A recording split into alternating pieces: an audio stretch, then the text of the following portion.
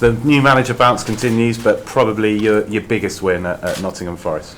Yeah, forget anything to do with me. I think for the club themselves this season, I think it's a huge win. I think the games I've watched nearly all the games before coming in and taking over. Been very unlucky away from home, not to have picked up 3 points before.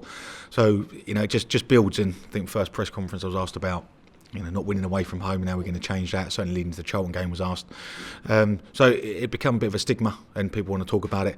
So we've done that, and that was key. And to do it at a ground like the City ground and against a team that are very, very good, let's be honest, they're very, very good, was really key for us, and it gives real belief to the group. Is that any more important than Barnsley at home on Saturday? No, it's not. Barnsley at home is just as important, if not certainly more important now, because it's the next game. But that away win will give us confidence away from home moving into next week, into Brentford and Leeds, which is obviously every bit as tough, if not tougher, than Forest themselves.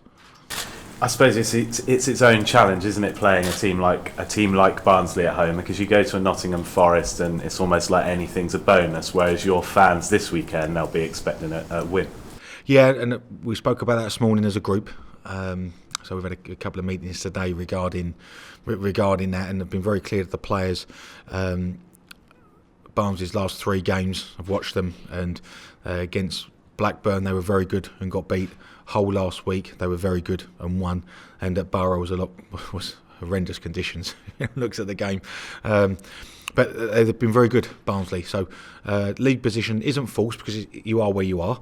However, they've got a new manager in themselves, and they've had an upturn in performances. They're a very dangerous side. They've got a very young side, very attack-minded, very clever team who know how to play, work extremely hard in their system, and it's going to be every bit as tough as Nottingham Forest and Stoke and Charlton so far, and we have to pay the players, certainly have to pay utmost respect to that. How are you looking for the weekend? You talked last press conference about your big squad. Any players back to make it even bigger? Players back. Well, to be honest, we've got a couple of little niggles that we've got to go last minute on, which we shall have to see, which might adjust the starting 11 and the squad. But Robert Glatzel's fitter. Gavin White came through 70 minutes during the week. We had an in-house game during the week, 11v11, with everybody in the first team squad that hasn't played for me from the start last week played. The lads that are trying to get minutes, like Jazz and like Sol and people like that, getting minutes. Gav and Glatz all got minutes, and then some of the 23s as well. It was good to see them. So we had an in-house 70 minutes, and that was excellent. Application outstanding. So everybody's getting nearer. It seems like there's a buzz around the place. We've just had Lee Tomlin, and he said he's coming into training with a smile on his face. I guess as a manager, that's music to your ears. Yeah, and that's what you want. Ultimately, the lads have got a great job.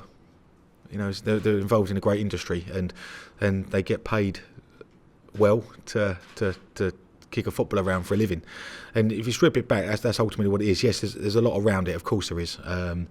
And like any young men and human beings coming through life, there's ups and downs and bumpy roads, but ultimately they play football for a living, and they should come in with a smile on faces. And of course, if you're not in the team, it's not always easy, but if you treat it with a bit of humility and you feel valued, and ultimately you think you've got a chance of being in the team, then everyone's going to be happy. Someone like Lee, for example, has had a good opportunity under me, and I think highly of him. So, really pleased that he's enjoying it. You can see he's an infectious character around the group. And the group as a whole have been really good. Really good. And the challenge to them is to keep that going, to keep that mindset, that mentality that in the team, out of the team, that it's about supporting each other. And I'm very clear after games when we've won.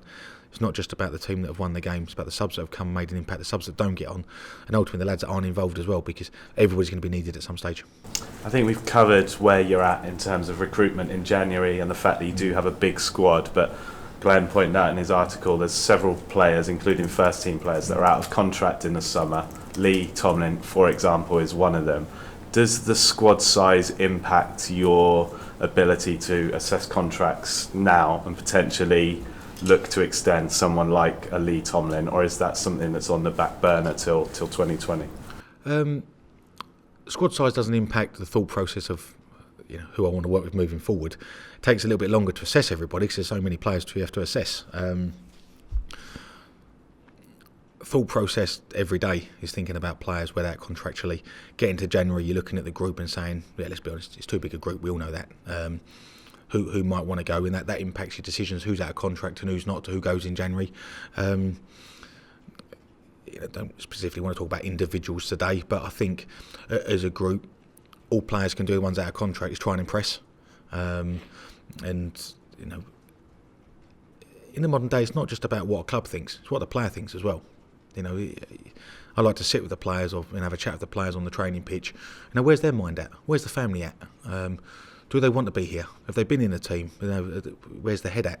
Do they want to be settled in Cardiff? Do they want to, are they Northern lads? Do they want to go back up north? Do they want to go back to London? There's a lot to consider when it comes to contractually. So most of the time it's put on the club, what the club are doing. But it's the players as well. So it has to be a joint decision. I'll be involved in the decision making moving forward with the club. I think it really will be get through Christmas before we start really thinking about players contractually. But the ones, I'm fully aware of the players that are out of contract in the summer, and I have to start building a profile to how I think we're going to move forward with them, and that will certainly be done on a daily basis.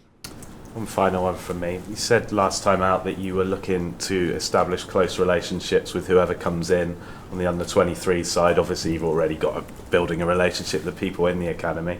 Has there been any progress on that? Because obviously, Robert Earnshaw, ex of Cardiff City, and your former teammate Steve Morrison have both been mentioned. I played with Ernie as well. Did you play with Ernie as well? There we are. Both been mentioned in dispatches in the last few days. So I just wonder if there's any update. Don't miss anything, you lot, do you?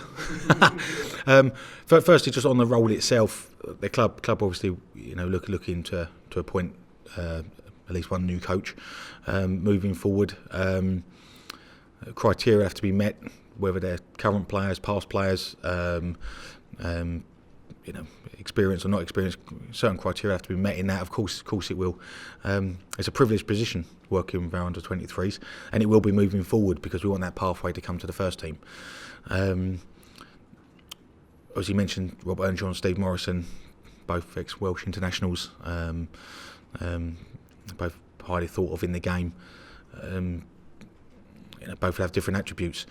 Won't talk again about individuals, who's right and who's wrong for the job. Some of the candidates I'll know, or James McCarthy, know better than others. But ultimately, when it comes to working within our academy, we want the right people for the jobs. That's the ultimate one, because all what matters to me is that our young players get an opportunity to shine, to progress, to develop, and ultimately, Neil Harris, Ken Chu, Vincent Tan, you guys, the supporters, more so than anybody, want to see our players develop and come through to our first team. Ultimately, that's what we want to see. And it's not, as I've always said, it's not an overnight process, but this is a big step appointing the right coaches. And so, our due diligence will be key in that.